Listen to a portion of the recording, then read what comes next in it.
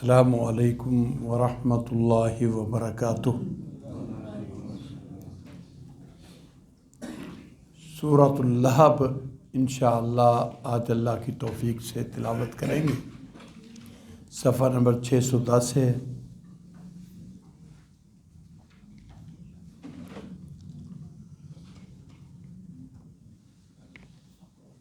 الحمدللہ وسلام علی عبادہ الذین اصطفیٰ، اشہد ان لا الہ الا اللہ وحدہ لا شریک لہ واشہد ان محمدا عبدہ ورسولہ۔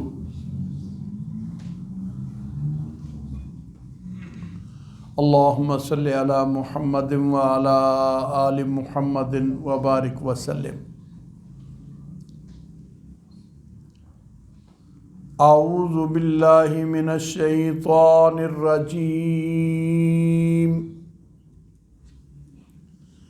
بسم اللہ الرحمن الرحیم۔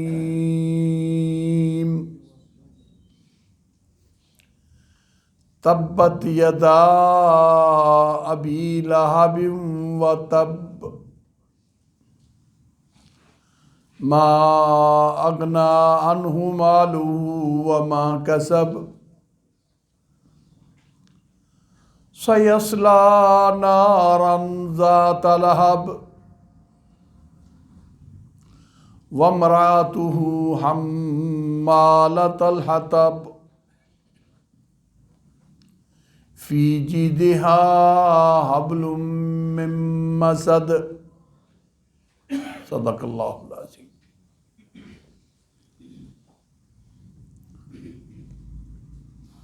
تبت یدا ابی لہب وتب، ٹوٹیں برباد ہوں ابو لہب کے دونوں ہاتھ، اور وہ برباد ہوا، وہ تباہ ہوا۔ ما اغنی عنہ مالہ وما کسب، نہ کفایت کیا اس سے اس کے مال نے اور جو اس نے کمایا، نہ اس کے کام آئے اس کا مال اور نہ ہی ان کے اولاد۔ سیصلی نارا ذات لہب، ان قریب جھونکا جائے گا آگ شعلے مارتی ہوئی میں، شعلے والی میں۔ وامرأتہ، اور اس کی بیوی بھی جہنم میں پھینکی جائے گی۔ حمالۃ الحطب، اس حالت میں کہ وہ ایندھن اٹھائے ہوئے ہوگی۔ فی جیدہا حبل من مسد، اس کے گلے میں رسی ہوگی جہنم کی رسیوں میں سے، یا کھجور کی بٹی ہوئی رسی ہوگی اس کے گلے میں۔ نعوذ باللہ من ذالک۔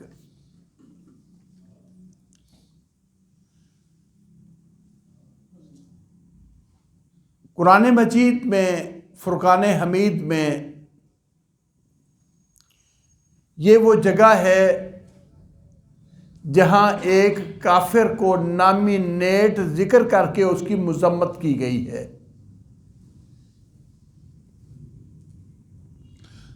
حالانکہ آپ کے دشمن، آپ کے کفار جو مخالفتیں کرتے تھے بے شمار تھے، لیکن قرآن مجید کا اسلوب یہ ہے کہ نام نہیں لیتا۔ ابو جہل بھی ہے اور بھی تھے، نام نہیں لیے، ان کے کردار کو نمایاں کیا کہ ان کا کردار یہ، اور اس کردار کی مذمت کی گئی۔ یہ ایک وحید مقام ہے، اکیلا ایک مقام ہے جہاں قرآن مجید نے ابو لہب کا نام لے کر اس کے اوپر پھٹکار کی ہے۔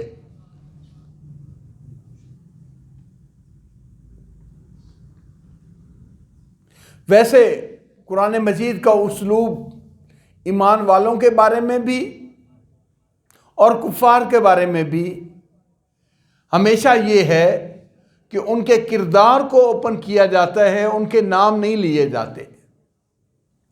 صرف ایک صحابی حضرت زید رضی اللہ تعالی عنہ، ان کا نام قرآن نے ذکر کیا ہے، فلما قضا زید منہا وطرا، سیدہ زینب رضی اللہ تعالی عنہا کے نکاح کے حوالے سے، اور وہ بات وہی ختم ہو گئی۔ اور جس طرح میں نے عرض کیا ہے کہ آپ کی امتوں میں سے، آپ کی امتیوں میں سے، آپ کے مخالفوں میں سے جس کا نام لے کے اس کے اوپر یہ بات کہی گئی وہ ابو لہب اور اس کی بیوی بد نصیب، یہ جوڑا خامد اور بیوی انتہائی بد نصیب جن کے بارے میں یہ مذمت کی گئی۔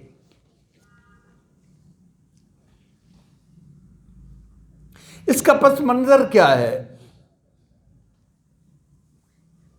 صحیح حدیث کی روشنی میں جب ہم دیکھتے ہیں تو ان کی عداوت حق،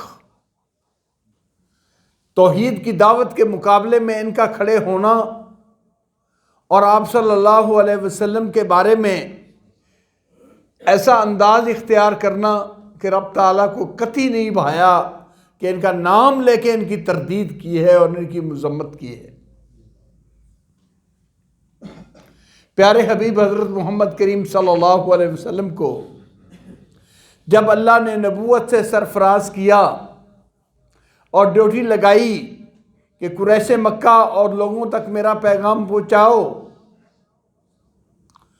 اور اس میں خاص طور پر قریبی رشتہ داروں کو پہلے خبردار کرنے کا حکم دیا گیا ہے، وَأَنذِرْ عَشِيرَتَكَ الْأَقْرَبِينَ، اپنے قریبی رشتہ داروں کو متنبہ کرو۔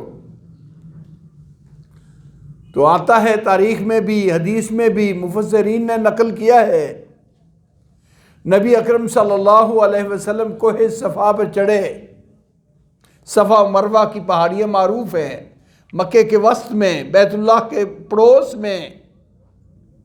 آپ نے کوہ صفا پر چڑھ کے یا صباح یا صباح کا کلمہ بولا، جو اس وقت کا یہ الارم، خطرے کا الارم ہوتا تھا۔ لوگ گھروں سے نکلے، کیا بات ہے؟ گویا کہ یہ کسی خطرے کے موقع پر یہ کہا جاتا تھا۔ آپ صلی اللہ علیہ وسلم نے سب کو متنبہ کرنے کے لیے وہی اسلوب اختیار کیا، وَصَبَاحٍ۔ لوگ اکٹھے ہو گئے، آپ صلی اللہ علیہ وسلم نے ایک سوال پوچھا ان سے، اگر میں تمہیں کہوں اس پہاڑ کے پیچھے دشمن ہے جو تمہارے اوپر صبح کے وقت یا شام کے وقت حملہ آور ہونے والا ہے، تو تم میری بات مان لو گے؟ میں اگر کہوں کہ مکے پر حملہ کرنے کے لیے فوج اکٹھی ہے اس پہاڑ کے پیچھے، اور انہوں نے صبح کے وقت یلغار کر دینی ہے، شام کے وقت یلغار کر دینی ہے، تو کیا تم مجھے مانو گے کہ میں ٹھیک کہہ رہا ہوں؟ سب نے بیک زبان ہو کے کہا، ما جربنا علیک کذبا، ہم آپ کو سچ مانیں گے کیونکہ آپ کی سیرت میں ایک واقعہ بھی غلط ہم نے نہیں دیکھا۔ بطور مثال کے بھی آپ کی سیرت میں جھوٹ نہیں ملتا۔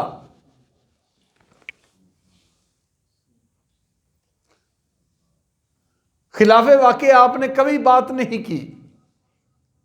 ما جربنا، تجربہ ہوتا ہے، کبھی بطور تجربے کے ہی، آزمائش کے طور پر بھی، ما جربنا علیک کذبا، ہم نے کبھی آپ پر جھوٹ نہیں بولا، جھوٹ آپ کی زبان اطہر سے نہیں سنا۔ آپ نے یہ تصدیق کروانے کے بعد یہ فرمایا اللہ نے مجھے پیغام دے کے بھیجا ہے، میں تمہارے نام رب کا پیغام لے کے آیا ہوں کہ اللہ وحدہ لا شریک کی عبادت کرو، اور مجھے اس نے اپنا رسول منتخب کیا ہے، میں اللہ کا رسول ہوں، اور تمہیں ڈرا رہا ہوں کہ آگے جہنم بڑی سخت ہے، جہنم کی آگ سے اپنے آپ کو بچا لو۔ یہ ابھی جو آپ کی تاریخ میں رتب اللسان یہ کہہ رہے تھے ما جربنا علیک کذبا، ہم نے آپ کی زندگی میں کبھی بھی غلط بات نہیں سنی، اور تو اور یہ چچا ابو لہب جس کی تفصیل انشاءاللہ آئندہ سبق میں بھی آئے گی، یہی خناس کہنے لگا تب لک یا محمد الہذا جماعتنا، نعوذ باللہ نقل کفر نہ باشد۔ آپ صلی اللہ علیہ وسلم کا اس میں گرامی ذکر کر کے کہنے لگا اے محمد صلی اللہ علیہ وسلم، آپ کے دونوں ہاتھ ٹوٹے، تو نے ہمیں اس کام کے لیے اکٹھا کیا تھا، یہ بتانے کے لیے ہمیں اکٹھا کیا تھا۔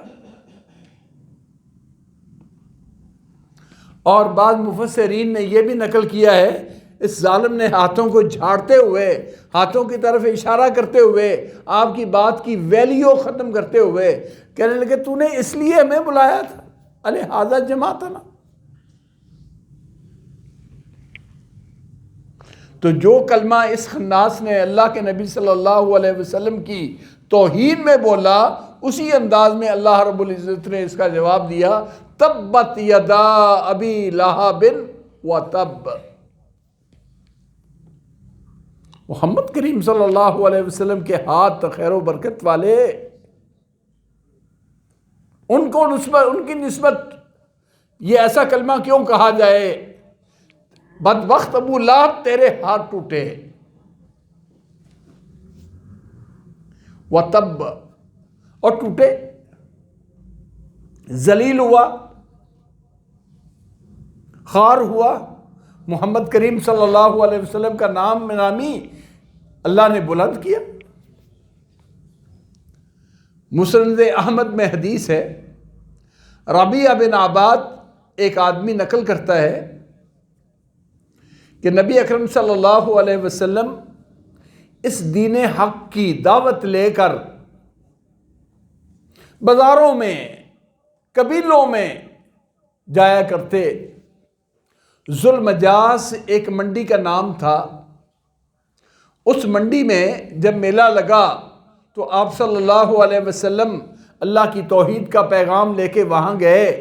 وہ کہتے ہیں میں نے خود دیکھا کہ لوگ آپ کے ارد گرد جمع ہیں، آپ بتا رہے ہیں لوگو اللہ وحدہ لا شریک کی عبادت کرو، اس کے ساتھ کسی کو شریک نہ ٹھہراؤ، میں اللہ کا رسول ہوں، میری حمایت کرو تاکہ میں لوگوں تک اللہ کا پیغام پہنچاؤں۔ ابھی ایسا ہی ہوا تھا، آپ بات کر کے ابھی فارغ ہوئے، پیچھے ایک آدمی اچھا چٹا گورا خوبصورت شکل والا، وہ کہنے لگا لوگوں جھوٹ بولتا ہے، اس کی بات نہ ماننا، یہ بے دین ہے۔ ربیعہ کہتے ہیں میں نے لوگوں سے پوچھا یہ کون ہے، انہوں نے بتایا یہ اس کا چچا ہے، نبی صلی اللہ علیہ وسلم کا چچا، نسب میں چچا۔ جب ربیعہ نے یہ بات بیان کی، کہنے لگے میں نے خود آنکھوں دیکھا کہ آپ صلی اللہ علیہ وسلم جب دین حق کی دعوت دے کے فارغ ہوتے تو یہ ظالم مخالفت میں یہاں تک کہ فوری پیچھے پیچھے ہوتا اور کہنے لگا اس کی بات نہ مانو، یہ بے دین ہے۔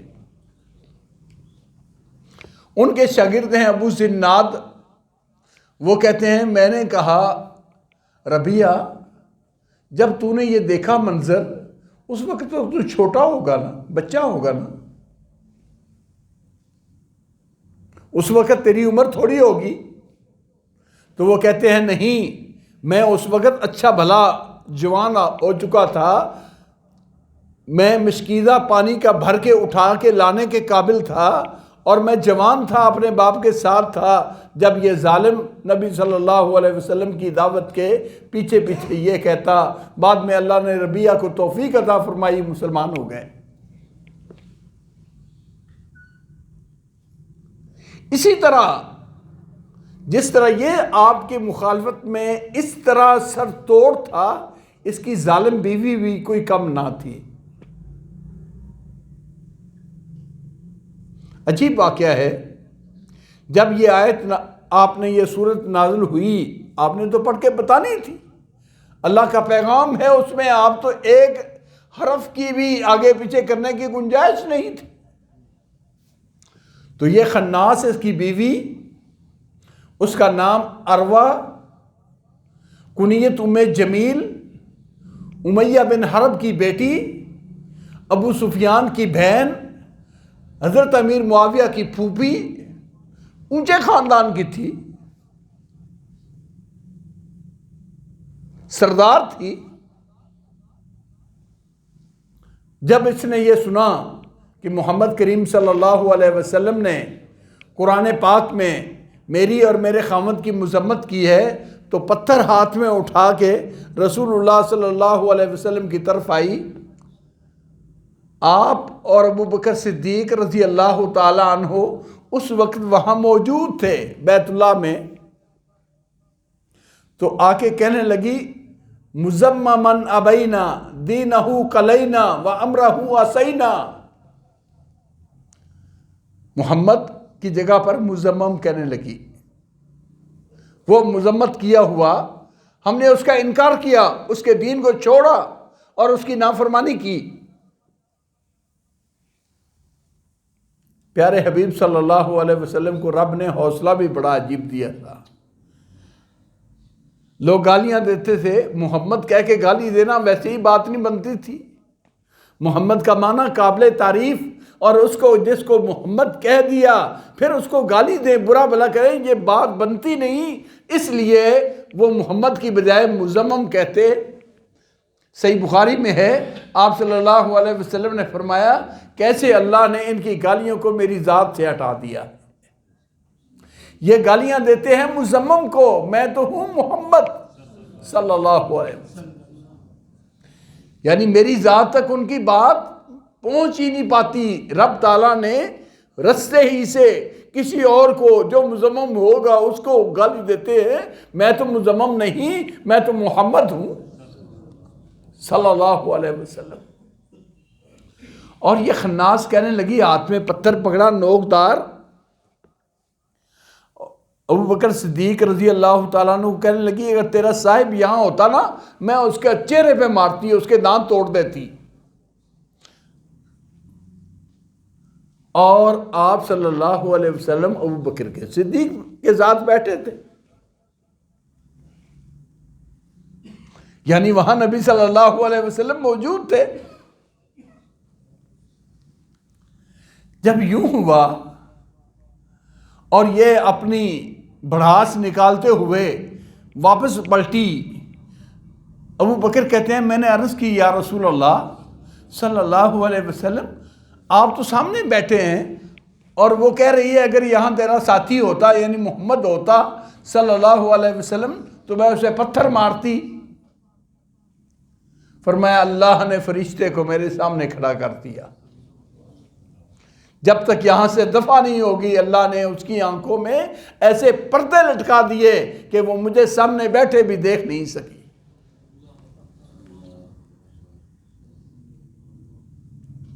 یہ اللہ جس کی حفاظت کرے اس کو کون آنچ پہنچانے والا ہے، کون دکھ دینے والا ہے.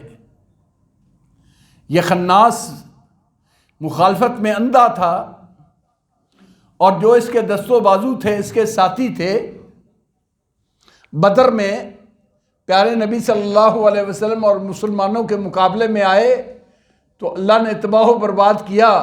یہ ابو لہب وہاں جا نہیں سکا، گیا نہیں ہے.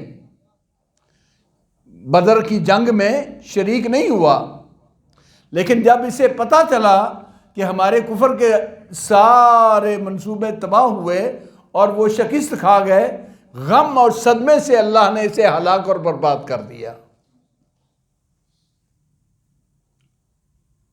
تو ان کی خبر دی ہے تبت یدا ابی لہب وتب۔ عربی کی طرف تھوڑی سی توجہ کریں، الفاظ تبت یدا، اصل لفظ تبا ہی ہے، یدا مؤنث کے صیغے ہونے کی وجہ سے، مؤنث مانوی ہونے کی وجہ سے تبت آیا۔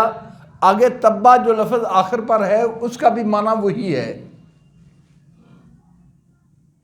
یعنی گویا کہ لفظی ترجمہ یوں ہوا تبت یدا ابی لہب، ابو لہب کے دونوں ہاتھ ٹوٹے، ہلاک ہوئے، برباد ہوئے، وتب، اور وہ خود بھی برباد ہوا، کیونکہ اس نے سرور گرامی علیہ السلام کو اسی لفظ سے مخاطب کیا تھا۔ اللہ رب العزت کی طرف سے عذاب کا کوڑا بھی اسی طرح ہی برسا۔ بعض کہتے ہیں یہاں ناموں کا ہاتھ لینا، ابو لہب کے دونوں ہاتھوں کا تذکرہ کرنا کہ اس کے دونوں ہاتھ ٹوٹے، اس کا مطلب کیا ہے؟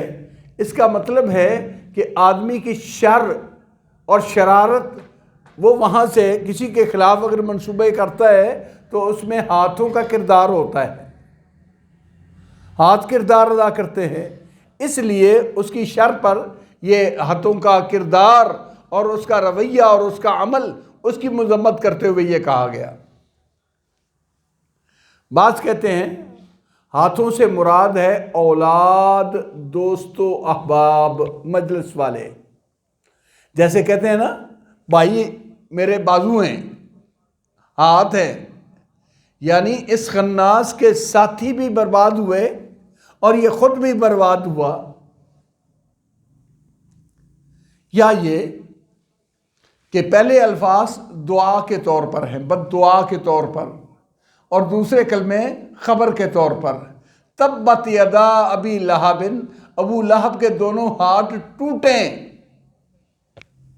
بد دعا کی گئی، وہ تبا میں خبر دی گئی کہ جو بد دعا کی گئی ہے وہ اس کے حق میں من و عن پوری ہو گئی ہے، وہ اس کے دونوں ہاتھ برباد ہو چکے ہیں۔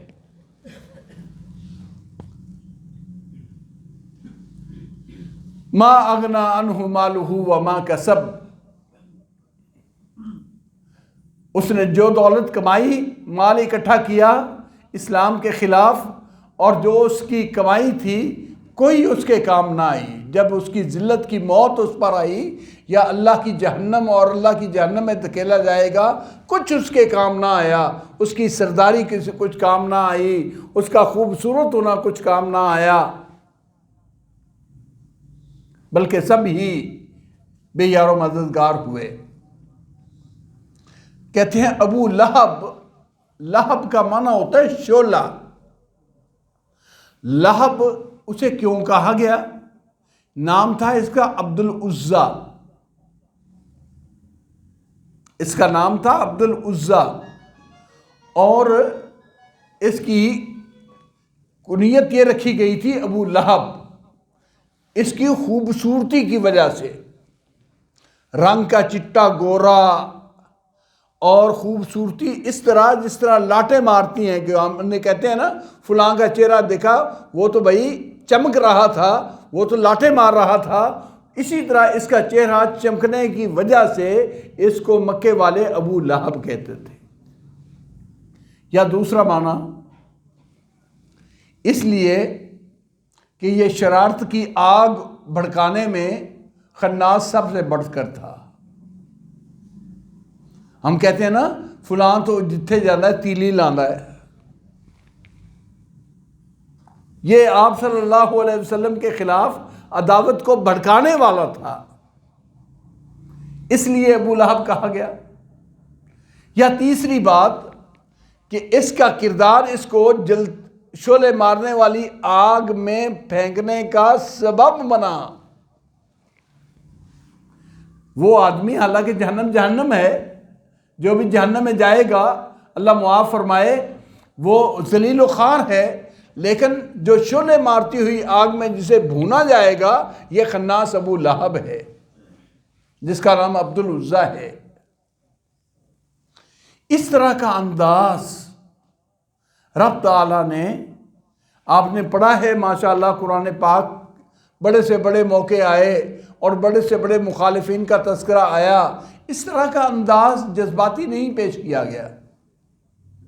یہاں کیوں ہے؟ پیارے حبیب صلی اللہ علیہ وسلم کا دفاع ہے۔ اس سے ہمیں ایک مسلمانوں کو سبق ملتا ہے کہ نبی صلی اللہ علیہ وسلم کی ذات کے بارے میں آپ پر کوئی انگلی اٹھائے تو انگلی واپس نہ جائے۔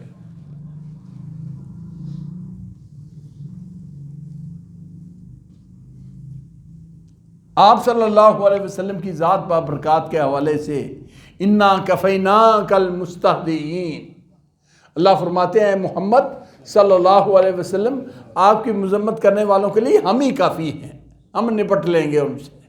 رب تعالیٰ نے ایک ایک کافر سے چن چن کے بدلہ لیا ہے۔ جس نے پیارے حبیب صلی اللہ علیہ وسلم کی توہین کرنا چاہی، اللہ رب العزت نے ان کو عبرت کا نشان بنایا ہے۔